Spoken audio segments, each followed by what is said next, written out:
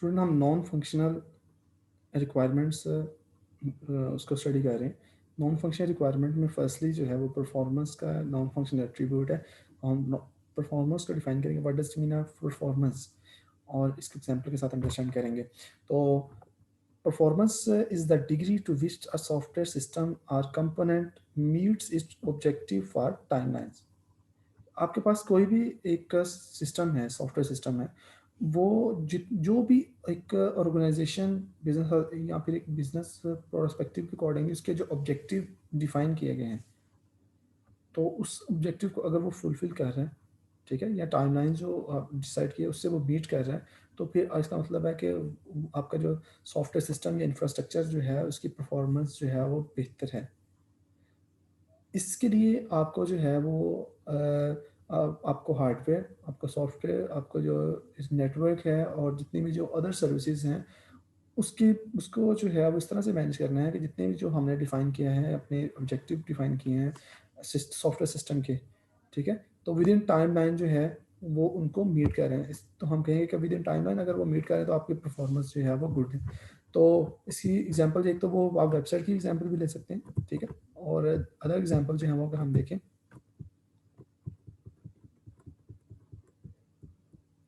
What makes performance hard.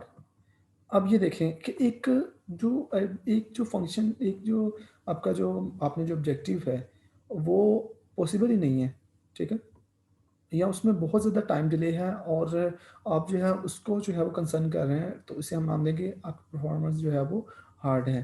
Hard और complicated things do take times. तो अगर आपका इंफ्रास्ट्रक्चर जो है वो कॉम्प्लिकेटेड होगा तो उसकी परफॉर्मेंस उतनी ही हार्ड होगी। ये सिंपली एग्जांपल दिए कि लेट्स सपोज एक हंग्री पांडा जो है वो वेट कर रहा है बेसिकली यहाँ पर इज़ टू लेट, कि आपके पास है यहाँ पर जो है वो हाँ, जो ट्री वगैरह है वो अभी देखिएगा अभी वो बहुत वो कट कट है ट्री, तो उसका काफ़ी ज़्यादा टाइम जो है वो कंज्यूम होगा। इस ट्री को दोबारा से जो है वो यहाँ से वो इसके वो ये जो इसके जो है वो तने निकलें और पत्ते निकलें और प्रॉपर ये, तो इसलिए इसी तरह से अगर हम इसको ऑर्गेनाइजेशन के प्रोस्पेक्टिव देखें, तो ऑर्गेनाइजेशन में कुछ आपके पास टास्क ऐसे होते हैं जो कि आपके कॉम्प्लिकेटेड होते हैं, तो इंफ्रास्ट्रक्चर जितना हार्ड होगा उतना ही आपके जो परफॉर्मेंस होगी वो उतनी ही कॉम्प्लिकेटेड होगी, ठीक है। तो सेकंड, कॉमन परफॉर्मेंस बोटलनेक्स क्यों आती हैं, उसकी रीज़न क्या है। Firstly, bad algorithms. तो अगर आपके एल्गोरिदम्स नहीं ठीक होंगे, याद रखिएगा कि आपका जो प्रोग्राम की परफॉर्मेंस होती है वो एल्गोरिदम के चूज़ पर होती है। आपने एल्गोरिदम कौन सा चूज़ किया है, आपने उसके लिए डाटा स्ट्रक्चर कौन सा चूज़ किया है, ये है सॉफ्टवेयर से रिलेटेड परफॉर्मेंस जो है। इस तरह से अगर आप हार्डवेयर है तो हार्डवेयर में भी आपको पता है कि आपने जो है वो लेटेस्ट जो टेक्नोलॉजीज़ होती हैं उनको आपने यूज़ करना है, तो उससे आपके ज़्यादा टाइम जो है वो सेव होगा, तो आपके जो परफॉर्मेंस होगी उतनी ही बेटर होगी, ठीक है। तो रेंडरिंग यानी कि printing on a page, changing word, displaying on a websites, ये सारे कुछ कॉमन इश्यूज़ हैं। और latency in communication between server, different between bits of hardware, यानी कि एचटीटीपी रिक्वेस्ट या आईओ ऑपरेशंस जो होते हैं, ये भी परफॉर्मेंस, इससे भी हम परफॉर्मेंस देख रहे थे कि किस तरह से रिस्पॉन्स एक वेबसाइट कर रही होती है। बैडली रिटन डाटाबेस क्वेरीज, ये भी आपकी जो है वो परफॉर्मेंस पे इफेक्ट कर रही होती है। तो पोटेंशियल सॉल्यूशंस क्या हैं कि हमें अगर परफॉर्मेंस को बेहतर बनाना है सॉफ्टवेयर से रिलेटेड, तो scale your system out bigger faster hardware more computers. क्या आप अपने ना, बजाय ये कि एक सर्वर है वो अगर 500 क्लाइंट्स को हैंडल कर रहा है, तो अगर आप वो एक अगर लेट्स सपोज क्या, अगर आपके सर्वर आपके क्लाइंट जब इंक्रीज हो जाते हैं 5000 हो जाते हैं, तो अगर वही सर्वर आपने रखा होगा तो ओबियसली उसका वो जो है वो रिस्पॉन्स टाइम बेहतर नहीं होगा। उसके लिए आपको हार्डवेयर को स्केल करना होगा, ठीक है। गेट अ बेटर एल्गोरिदम्स, इसके अलावा जो अपने एल्गोरिदम्स या टेक्नोलॉजीज जो हैं वो मोर अप्रोप्रिएट जो हैं उस टाइम जो मार्केट में है उनको आप यूज़ करें, ताकि आपका जो आईटी इंफ्रास्ट्रक्चर जो है उसकी परफॉर्मेंस बेहतर हो। फिर बैच रिक्वेस्ट है, आप मोस्टली जो है वो जो अपने जो सिस्टम है उसमें जो रिक्वेस्ट होंगी उनको प्रॉपर एक स्केड्यूल करें कि ये जो आपके पास सर्विस है ये पहले फर्स्ट प्रोवाइड होगी, सेकंड, ये थर्ड, उनकी प्रॉपर बैच रिक्वेस्ट बनाएं। Accept the slowness and deal with the asynchronously. तो accept slightly hits to accuracy and use approximation algorithm. तो मोस्टली जो है वो हम जो एल्गोरिदम यूज़ करें वो आपके पास इस तरह से है कि अगर जहाँ पर हमें सिक्योरिटी रिक्वायर्ड नहीं है वहाँ पर आप एसिंक्रोनस डेटा कम्युनिकेशन पर कर लें, और जहाँ पर आपको सिक्योरिटी का कंसर्न है, ठीक है, और आप एरर कंट्रोल, फ्लो कंट्रोल वगैरह चाहते हैं, वहाँ पर आप जो है सिंक्रोनस कम्युनिकेशन कर लें। तो सिंक्रोनस में आपका जो है वो एक्नॉलेजमेंट प्रोवाइड की जाती है जब सेंडर डाटा शेयर कर रहा होता है, तो रिसीवर उसको जो है वो रिस्पॉन्ड कर रहा होता है कि मुझे इतना डाटा रिसीव हो गया, नेक्स्ट डाटा मुझे सेंड करें। जबकि सिंक्रोनस जस्ट ये सेशन लेस है, और इसमें जस्ट सेंडर जो है डाटा सेंड कर, रिसीवर उसको रिसीव कर रहे हैं, जैसे कि टेलीविजन की जो है वो ट्रांसमिशन जो है। तो जो डाटा या डाटा जो है जहाँ पर आपको सिक्योरिटी इतनी मैटर नहीं कर रही, ठीक है, जनरल डाटा जो है वो आप शेयर कर रहे हैं, तो वहाँ पर आप एसिंक्रोनसली डाटा जो है वो शेयर करें, तो उससे आपकी जो स्पीड होगी सिस्टम की वो और ज़्यादा इंक्रीज हो जाएगी डाटा शेयरिंग की। सेकंड जो है वो कैपेसिटी है, परफॉर्मेंस सेकंड जो नॉन फंक्शनल एट्रीब्यूट है वो कैपेसिटी है। तो capacity is the space, computer hardware, software and connection infrastructure resources that will be needed over some future period of time. तो एक्चुअली जो आपके पास कैपेसिटी जो है एक नॉन फंक्शनल रिक्वायरमेंट है। तो इस कैपेसिटी से मुराद ये है कि आपको हार्डवेयर की, जब आप एक इंफ्रास्ट्रक्चर बनाते हैं तो उसके हार्डवेयर की भी आपके पास कैपेसिटी होनी चाहिए, ठीक है, सॉफ्टवेयर की कैपेसिटी होनी चाहिए, कनेक्शन जो आप के लिए जो आप नेटवर्क इस्तेमाल कर रहे हैं उसके लिए भी आपके सिस्टम में जो कैपेसिटी है इसको हमने कंसर्न करना है।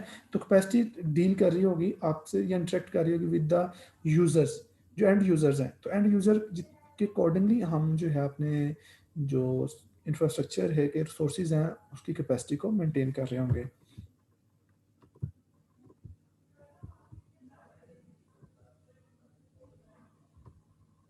तो amount what sort of things get too big, amount of content that we are storing. ये हमारी कैपेसिटी, यानी कि आपने जो नेसेसरी डाटा है उसी को आपने स्टोर करें, जो अननेसेसरी डाटा है उसको स्टोर करने की जरूरत नहीं है। फिर बैंडविड्थ जो है आपके जो नेटवर्क की है वो आपकी कैपेसिटी को इन्फ्लुएंस कर रही होती है। फिर साइमल्टेनियस ट्रांजैक्शंस जो होती हैं, नंबर ऑफ यूजर जो होते हैं वो आपकी कैपेसिटी को जो है वो इंटरेक्ट कर रहे होते हैं, यानी कि एक टाइम पे कितने यूजर जो हैं वो आपके इंफ्रास्ट्रक्चर को यूज़ करते हुए आपकी इंफॉर्मेशन टेक्नोलॉजी की सर्विस को यूज़ कर रहे हैं। फिर मेमोरी जो है ये भी इंटरेक्ट कर रही होती है कैपेसिटी को।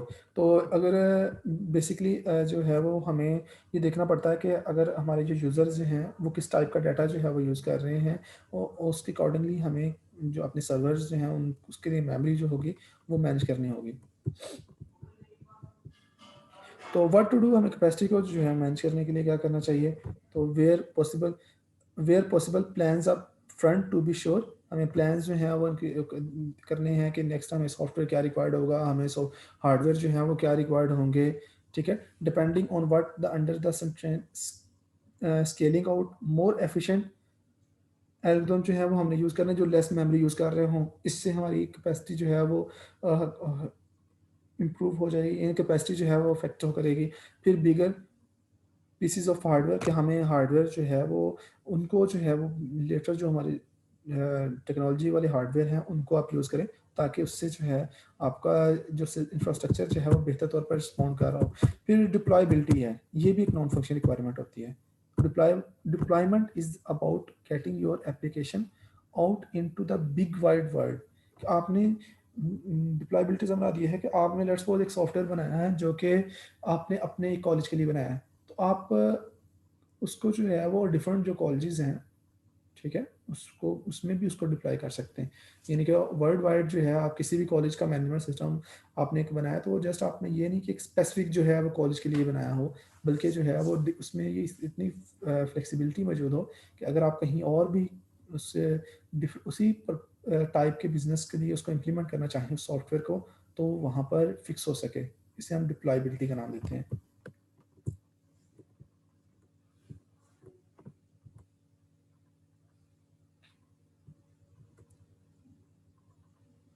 तो ये कुछ प्रॉब्लम्स विद हार्ड डिप्लॉयमेंट है कि जब हम डिप्लॉयमेंट कर रहे होते हैं तो एक्चुअली उसकी रीज़न क्या है? तो manual intervention, hard development do it less often cause problem. तो एक्चुअली जब हम एक जो डिप्लॉयमेंट कर रहे होते हैं, तो डिप्लॉयमेंट इतना ईज़ी फ़ेज़ नहीं है। यानी कि आप ये नहीं कि आप जो है कोई भी जो एक सॉफ्टवेयर बनाया है उसको एक अगर ऑर्गेनाइजेशन के लिए बनाया तो आप उसको किसी दूसरे ऑर्गेनाइजेशन में इजीली उसको फिट कर सकें। उसके लिए आपको पहले मैनुअल इंस्ट्रक्शन करनी पड़ती है, ठीक है? आप उसको फिर डिप्लॉय करते हैं और उसमें अगर कुछ चेंजेस वगैरह होती हैं वो चेंजेस और उसमें अगर कॉजेज़ वगैरह प्रॉब्लम्स आ रहे हैं उनको फिर उनके कॉजेज़ को आप डिटरमाइन कर रहे होते हैं। तो ये स्टूडेंट आपकी डिप्लॉयमेंट है। फिर software server anti anti patterns हैं, मीनिंग कि आपका जो ऑब्वियसली आपका जो अगर इंटरनेट है ना, उसमें बहुत ज़्यादा कॉम्प्लिकेटेड स्ट्रक्चर है इंफॉर्मेशन के शेयरिंग का। जस्ट लाइक जैसे कि ये अब दिखाया गया, मैं ये नहीं अंडरस्टैंडिंग हो रही कि कौन से जो है वो जो ये ट्री ट्री जो लीव्स हैं, ये किस तरह से आपस में अरेंज हैं और इंटरेक्शन भी कैसे है।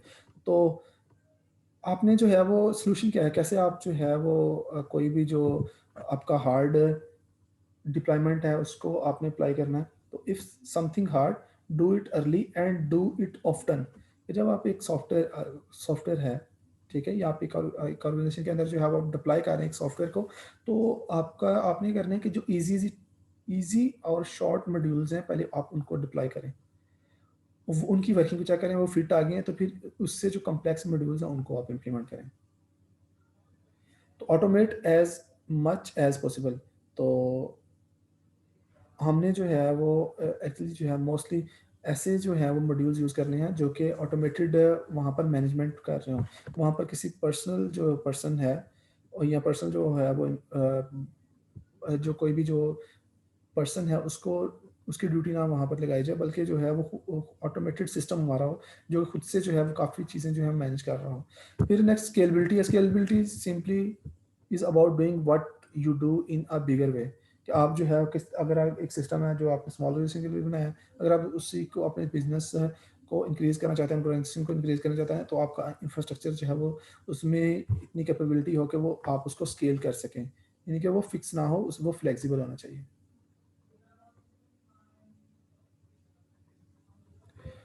ओके, नेक्स्ट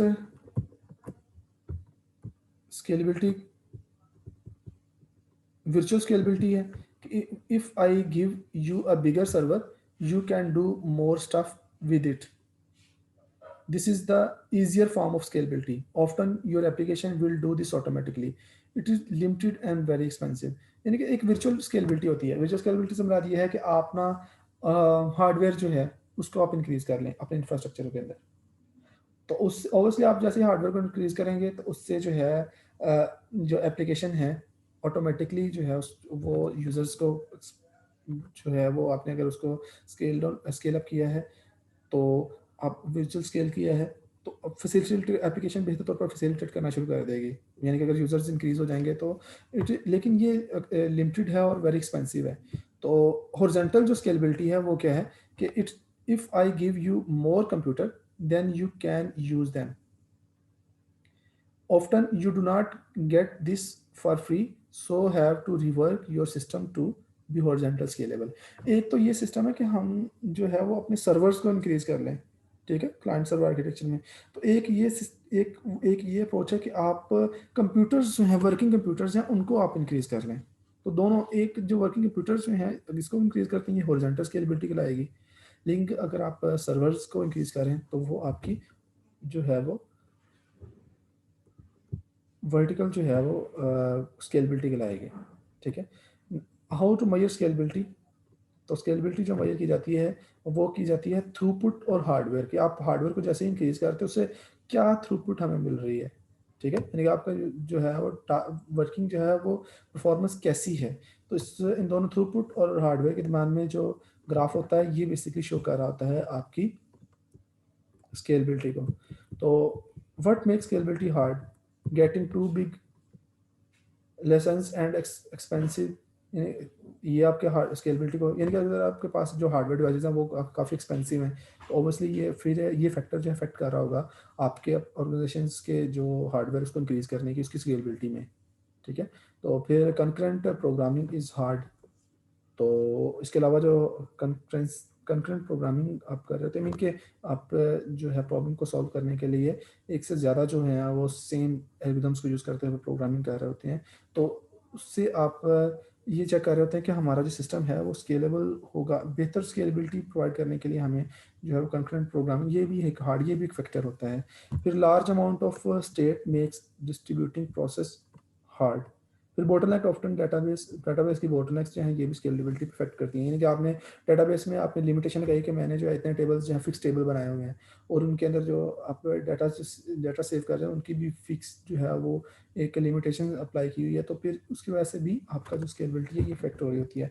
रिलायबिलिटी से क्या मुराद होती है? रिलायबिलिटी और Reliance is about making software that fell rarely and can react with well to other part of your system failing. तो एक्चुअली जो है आपका सिस्टम फेल नहीं होता और बेहतर तौर पर आपका सिस्टम वर्क कर रहा है, ठीक है? तो हम कहेंगे हमारा सिस्टम जो है वो रिलायबल है। What cause system go to down? First hosting, mean के हार्डवेयर और software failure. Second malicious users, अगर आपके पास यूज़र जो है वो ट्रेन नहीं होंगे तो वो फिर उससे भी आपका जो है वो कॉस हो जाता है, रिलायबिलिटी जो है वो गेन नहीं हो रही होती। फिर things your software is dependent on going down being malicious. तो ये भी जो सॉफ्टवेयर जो है, अगर आपके बहुत ज़्यादा जो थिंग्स हैं वो सॉफ्टवेयर डिपेंडेंट होंगी, तो अगर वो सॉफ्टवेयर प्रॉपर वर्क नहीं कर रहा होगा, सॉफ्टवेयर फेल हो जाता है तो आपका सिस्टम भी फेल हो जाएगा। तो mistakes in the code you have written, ठीक है? तो ये भी आपके जो है वो रिलायबिलिटी प्रोवाइड नहीं कर रहा होता। तो ये कुछ एग्जांपल्स हैं जो कि रिलायबिलिटी की से रिलेटेड हैं। फिर नेक्स्ट हम देखते हैं कि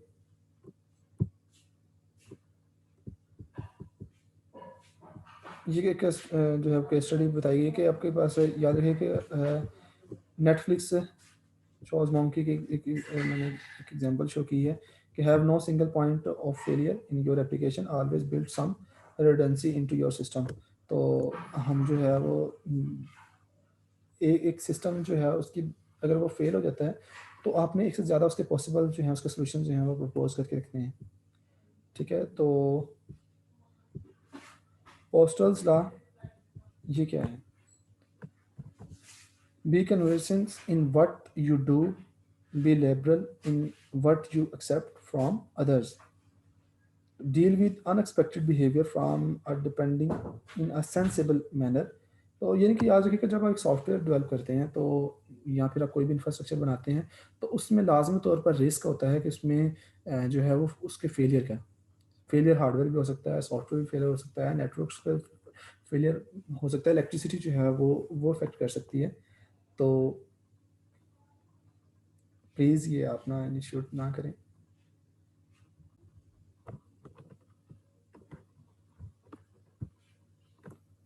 मेंटेनेबिलिटी जो है नेक्स्ट स्टूडेंट हम देखते हैं कि what does it mean maintainability, non functional requirement. Maintainability से क्या मुराद है? तो maintainability covers a lot of things from a low level code to working in environment which make maintaining code easier to making your environment themselves maintainable.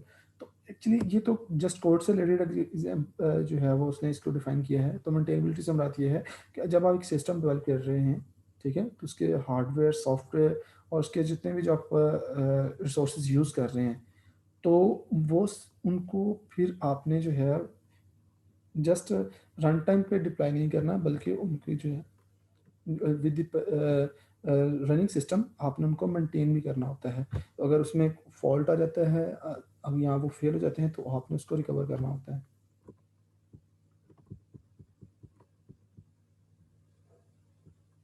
तो ये देखें जब आप एक रिवाइज़ या मेंटेन कर रहे होते हैं तो उससे आपकी कॉस्ट जो है वो इफ़ेक्ट हो जाती है। तो एक्चुअली हमारे जो जो एक सॉफ्टवेयर है, ठीक है, उसमें डॉक्यूमेंटेशन होती है, डिज़ाइन, कोड, टेस्ट और अदर कंपोनेंट्स होते हैं। तो इनके साथ-साथ जो है काफ़ी कॉस्ट आपकी रिवीजन और मेंटेनेंस की होती है। आप देख रहे हैं कि इंडिविजुअली इनकी जो कॉस्ट है इससे ज़्यादा आपकी रिवीजन की और मेंटेनेंस की कॉस्ट है। क्योंकि जब आप एक सॉफ्टवेयर बना लेते हैं तो उसके बाद फिर उसको जो अगर एक यूज़र जो है वो रिक्वायरमेंट्स में अपडेट करता है तो उसके लिहाज से फिर आपने उनको मर्ज करना होता है अपने सिस्टम के साथ। तो इसलिए रिवीजन और मेंटेनेंस की कॉस्ट ज़्यादा हो रही होती है।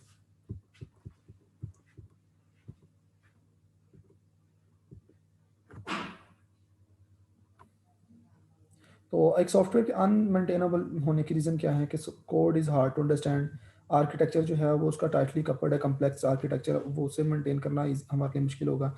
फिर changes are hard to deploy, कि आपने अगर इसकी सिस्टम जो है फिक्स बना रही है, अगर वो फ्लेक्सिबल नहीं है तो उससे फिर सिस्टम में चेंजिंग करना जो है वो फिर या डेवलपमेंट जो आपने डिप्लॉय जब आप करेंगे तो वो भी फिर उसको मेंटेन करना भी टफ होगा। तो maintainability at each level, line by line code level, architecture level, project level, server level, यानी कि मेंटेनेबिलिटी आपकी स्टार्ट होती है आपकी बिजनेस की, जब आप वो बिजनेस की आप डॉक्यूमेंटेशन बना रहे होते हैं तो वहाँ से आप प्रोग्रामिंग, आप एक सॉफ्टवेयर डेवलप करते हैं, सॉफ्टवेयर डेवलपमेंट के लिए जो अब आप लाइन बाय कोड से लेकर उसके प्रोजेक्ट को डेवलप होने तक, और उसके लिए जो हार्डवेयर सोर्सेज सर्वर्स वगैरह रिक्वायर्ड है उन सब के तक आपने मेंटेन करना होता है। जो चेंजेस वगैरह आ रही होती हैं उसको आपने जो है वो मेंटेन करना होता है साथ।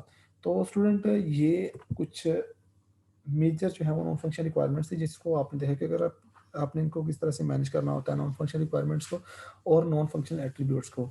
तो एक्चुअली ये वो रिक्वायरमेंट्स हैं जो कि आपके सिस्टम को इनडायरेक्टली इन्फ्लुएंस कर रही होती हैं।